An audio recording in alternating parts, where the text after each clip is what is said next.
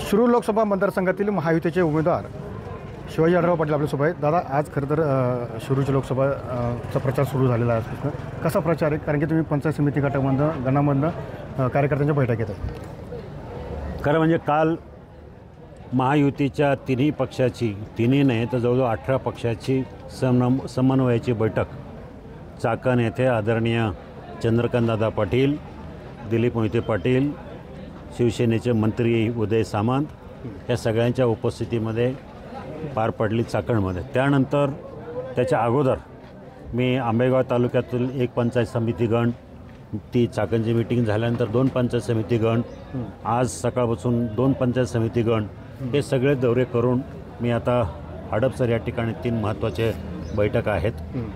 एकंदरीत प्रचाराचं सांगाल तर जनता अक्षरशः उत्स्फूर्तपणे प्रत्येक ठिकाणी मला शुभेच्छा देण्यासाठी आणि प्रत्येक कार्यक्रमाला गर्दी न जमा होतात आणि सगळ्यांची अपेक्षा उत्स्फूर्तपणे सांगतायत की दादा ह्या वेळेला आम्हाला तुम्हीच खासदार म्हणून हवेत.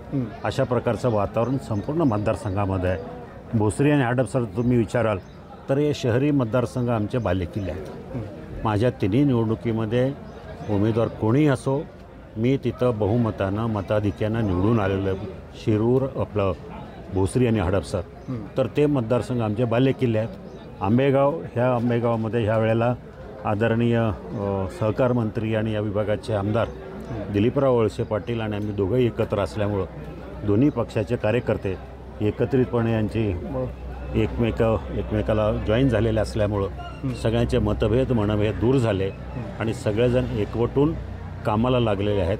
अजितदादांनी जो चंग बांधला की ह्या मतदारसंघातला खासदार राष्ट्रवादी काँग्रेस पक्षाचाच असेल, अशा प्रकारची अपेक्षा त्यांची आहे, सगळ्यांची आहे, जनतेची आहे. जनतेनं 5 वर्ष सांगितलं मला की 5 वर्ष आमच्यासाठी तुम्हीच खासदार म्हणून काम केलं आहे, तुम्हीच आमच्या अडीअडचणीला धावून गेलात, बाकी कोणी आम्हाला कोरोना काळामध्ये आमच्या पाठीशी कोण उभं नव्हतं. कधी छोटी मोठं कामं असतील, DP जळाला आहे, पोलीस स्टेशनचं काम आहे, तहसीलदाराचं काम आहे, कलेक्टरचं काम आहे, या वेळेला खासदार म्हणून मीच उपलब्ध होतो.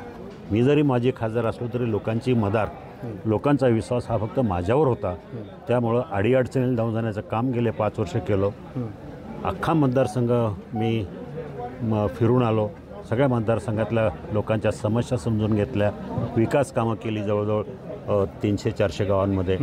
त्यामुळं वातावरण खूप चांगलं आहे. मीडियावर काही असो, ग्राउंड रिॲलिटी वेगळी आहे. नक्कीच वातावरण खूप चांगलं आहे. मात्र एखाद्या ज्या आपण पाहिलं की चंदिरे दुनियामध्ये कुठेतरी खोटी स्वप्न दाखवली जातात असं वक्तव्य तुम्ही केलं होतं. त्यावेळेस आढळरावांनी म्हणले, तुम्ही म्हटलं होतं कोल्हेंनी म्हणलं की झोपलेलं सोंग आणलेला पुढं उठवलं जातं का, असं कुठेतरी ते वाक्य बोलले. आता त्यांनी काय म्हणावं हा त्यांचा प्रश्न आहे. ते काही म्हणत राहतात, त्याला मी प्रत्येक प्रश्नाला उत्तर देणं मला आवडत नाही. त्याच्यामध्ये आपण पाहिलं की शरद पवारांचे जे नावावरती निवडणूक लढवण्यासाठी हे जुने दिवस आहेत, तुम्ही वक्तव्य केलं होतं. असं मी म्हणालो नव्हतो आणि ते काय म्हणाले हे मला याचं काय देणं घेणं नाही. धन्यवाद. नक्कीच त्या पद्धतीने आपण पाहिलं की कोल्हे काय म्हणाले याचं काय देणं घेणं नाही, अशी भूमिका या ठिकाणी आढळरावांनी व्यक्त केली आपल्याला पाहायला मिळत आहे. कारण तुषार स्वामी सुनील TV9 मराठी, शिरूर, पुणे.